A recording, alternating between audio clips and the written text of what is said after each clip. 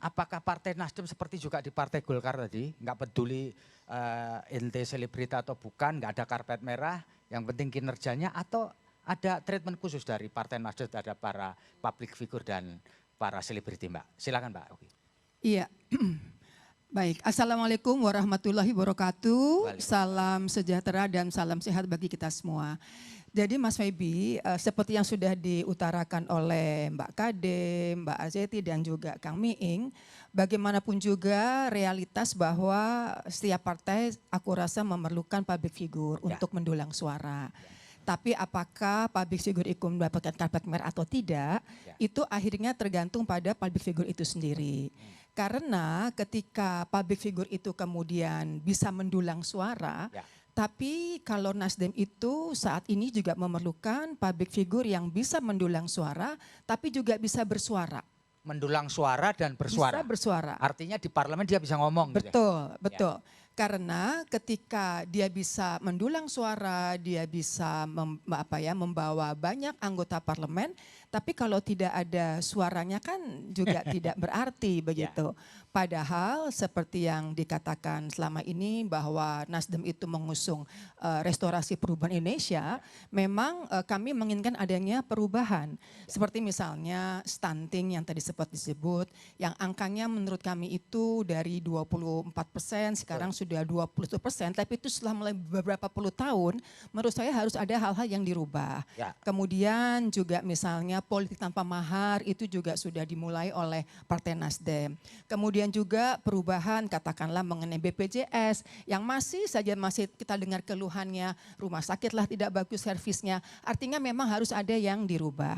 Nah, untuk bisa merubah suatu ketatanegaraan negara ini, maka perlu banyak mereka-mereka yang bisa bersuara di parlemen. Gitu ya. Karena kalau tidak bisa bersuara, maka perubahan itu juga tidak akan terjadi. Nah, oleh karenanya terkait dengan selebritas tadi, kalau Nasdem sendiri ya tentu kita perlu selebriti ini, tapi juga mereka yang bisa bersuara. Ketika saya masuk menjadi politisi tahun 2009, saya 2 periode menjadi anggota DPR. Memang saat itu banyak teman-teman seperti yang tadi dikatakan oleh Kang Miing, bisa apa, hanya sebagai vote getter saja. Saya menyikapinya bahwa it's okay sebagai vote getter nggak apa-apa. Karena memang ibaratnya sebuah badan begitu, ada yang fungsinya memang di kepala, ada yang fungsinya tangan, ada yang fungsinya ekor, jadi masing-masing punya fungsi. Hanya saja ketika kita masuk, bagaimana kemudian kita mempersiapkan diri, begitu. Kalau di awal saya saat itu hanya merasakan sebagai politisi itu sebagai konfirmasi saja, benar nggak ya saya sebagai politisi begitu ya. Tapi sekarang saya bisa katakan bahwa passion saya adalah sebagai politisi. Kenapa? Saya menikmati betul ketika bisa berjam-jam membahas satu pasal untuk memperjuangkan tadi yang dikatakan oleh CEO Tribun ini menjadi mata lokal semua provinsi begitu. Itu perlu pemikiran, itu perlu waktu, itu perlu energi. Yang kalau kita nggak ada passion di situ, mungkin kita nggak betah gitu berlama-lama ngebahas satu pasal kok lama amat gitu ya. Tapi karena memang saya merasa bahwa ini amanah dan saya suka. Kenapa saya suka? Karena ketika menjadi anggota DPR itu sebagai wakil rakyat, sebagai pejabat publik yang sekali lagi harus mempunyai mata lokal untuk semua provinsi, itu ada istilahnya ada pengembangan wacana, pengembangan leadership, pengembangan dalam berargumentasi, pengembangan dalam public speaking, dan itu saya nikmati gitu sebagai sesuatu karunia yang mungkin tidak bisa semua orang dapatkan.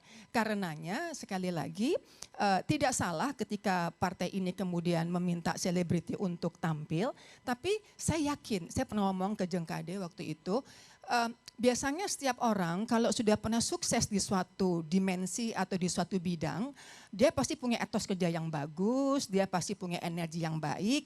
Biasanya kalau dia pindah ke panggung lain, pasti etos kerjanya, energinya yang sama akan dilakukan. Oh, ke bawah begitu. ya. Iya, terima kasih Mbak Oki. Terima kasih sudah nonton. Jangan lupa like, subscribe, dan share ya.